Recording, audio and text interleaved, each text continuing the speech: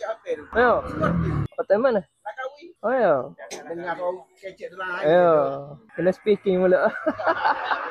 Sekarang aku nak test Akaso Brave 4 waktu malam. Macam mana dia punya kualiti. Aku nak pergi beli burger kejap. Aku nak mount kamera ni dekat motor. Okay. Right. So sorry aku punya POV macam ni, bukan nampak meter motor apa, sebab aku tak ada tempat untuk mount dekat dada. So aku just mount dekat side mirror. So apa pendapat korang dengan dia punya low light? Adakah okey? Tapi dah pelik lah kalau dia punya ada noise banyak. Okay, let's go. Guys, macam mana dia punya stabilization? Ni memang jalan batu kan. Okay, aku cuba lalu kat tempat batu sikit. Ya Allah. Ya Allah. Yang tu sepatutnya memang menggegarkan kamera lah. Aku tak tahu suara aku dengar elok ke tidak. Hopefully dengar elok dah kot. Sebab aku sorot mic aku dalam helmet tau. Tapi ni aku rekod horizontal. Patutnya aku rakam menegak. Baru kau nampak POV ada sekarang di TikTok Sekarang memang tempat gelap Cuma ni ada lampu motor aku lah yang menyala tu. Ni memang bagak.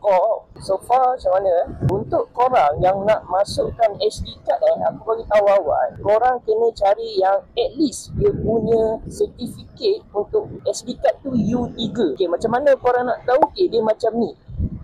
Kalau U1 dia takkan support tau, sebab dia tak cukup laju untuk action kamera ni. Aku dah try memang tak support. So aku beli yang U3 punya, U3. Yes, memang agak mahal sikit lah. 128GB pun dah dekat RM100 Okay, dah nak sampai. Ni memang betul gelap lah dia punya jalan kat sini. So tak pelik lah kalau noise ke pun. Memang gelap gila, sangat-sangat lah gelap. Kedai dia dekat sebelah kanan. Alright, sampai. Alright. Double special. Kita bergaya KSP ada bayar ni. Ya. Kita guna Pohaya. Ada package sekali dengan price. Berapa ya? Mak ni dah payah ni. Lapar. Aku tak ada mau lapar. Sah. Besar poho. Kita guna poho buat cekak special. Ya telah. Siapa tu? Ayo. Suat dia. Hotel mana? Nak kahwin. Ya. Dengar kau kecek tu lah. Ayo.